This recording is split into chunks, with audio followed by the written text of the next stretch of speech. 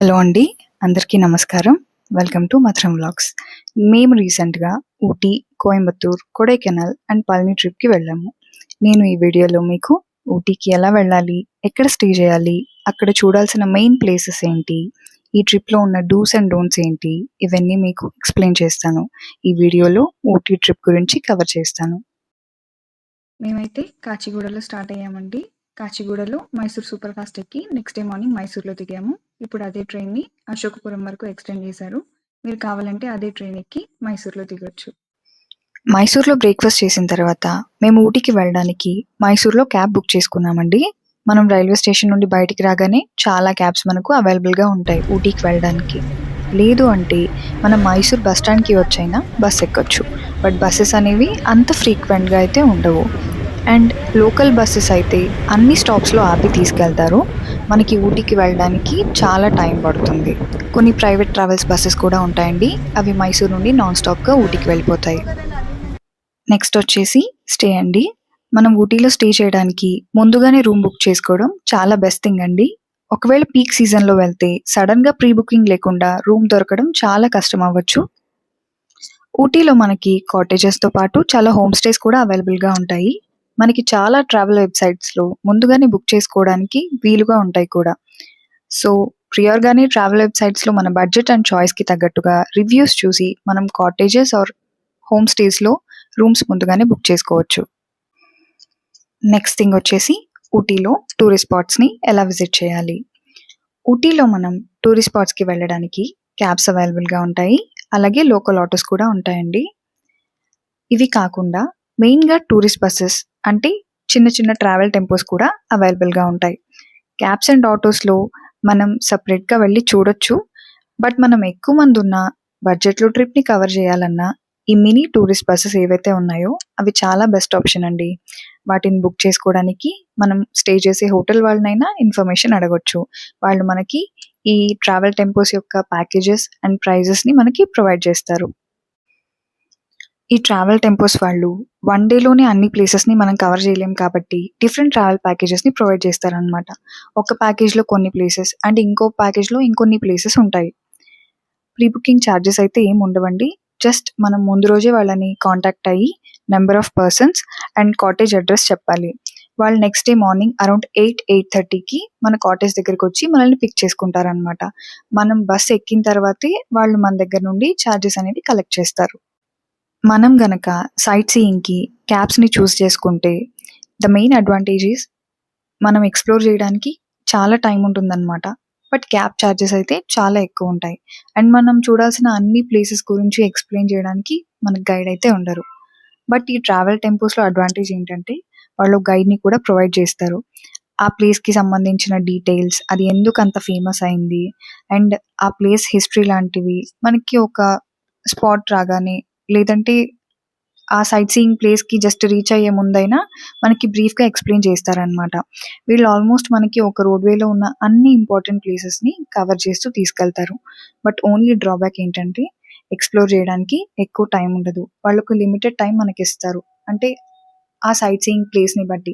Maybe ఒక 1 hour లేకపోతే 40 minutes, 45 minutes అలా ఇస్తారనమాట. ఎందుకంటే వాళ్ళు ప్రొవైడ్ చేసే ఆ వన్ డే ప్యాకేజ్‌లో చాలా ప్లేసెస్ ఉంటాయి కాబట్టి కవర్ చేయడానికి. అండ్ అలాగే లంచ్‌కి కూడా హాల్ట్ అలాంటివి ఉంటాయి కాబట్టి. సో, మనకి లిమిటెడ్ టైమే ఉంటుంది.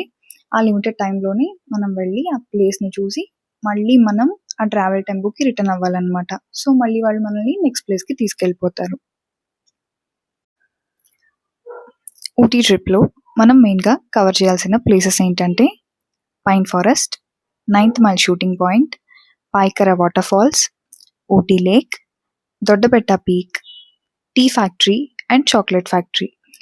ఈ టీ ఫ్యాక్టరీ దగ్గర ఉన్న టీ గార్డెన్స్‌లోనే అందరూ కాస్ట్యూమ్స్ వేసుకొని టీ ఆకులు కోస్తున్నట్టుగా ఫోటోస్ అయితే దిగుతారండి. అక్కడ మనకి ఫోటోగ్రాఫర్స్ కూడా అవైలబుల్‌గా ఉంటారు. వాళ్ళే మనకు కాస్ట్యూమ్స్ అయితే ప్రొవైడ్ చేస్తారు.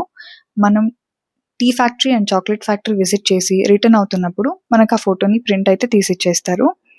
అండ్ నెక్స్ట్ ప్లేసెస్ వచ్చేసి botanical gardens, Mudumalai tiger reserve safari.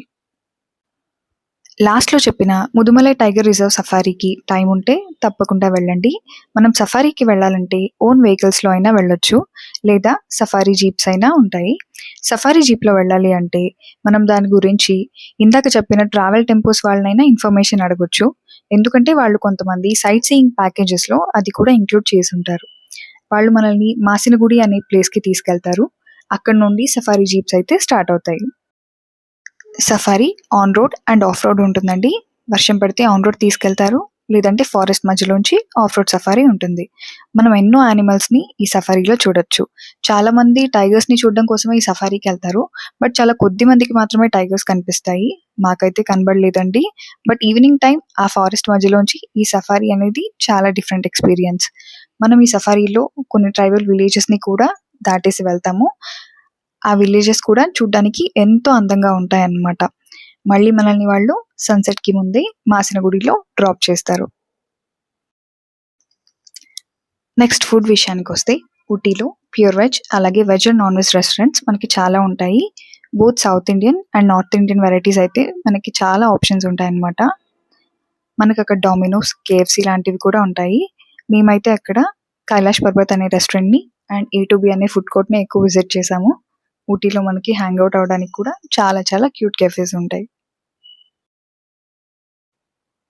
Next shopping విషయానికొస్తే ఊటీ అనేది మనకి టీ గార్డెన్స్‌కి చాలా ఫేమస్ కదండీ! సో, ఊటీలో అయితే మనకి మంచి క్వాలిటీ టీ పౌడర్ దొరుకుతుంది. బట్ మనం కరెక్ట్‌గా చూస్ చేసుకొనైతే తీసుకోవాలి. మనకి టీ పౌడర్స్‌లో చాలా ఫ్లేవర్స్ అయితే దొరుకుతాయి. Like chocolate tea, vanilla tea అని ఎన్నో వెరైటీస్ ఉంటాయన్నమాట.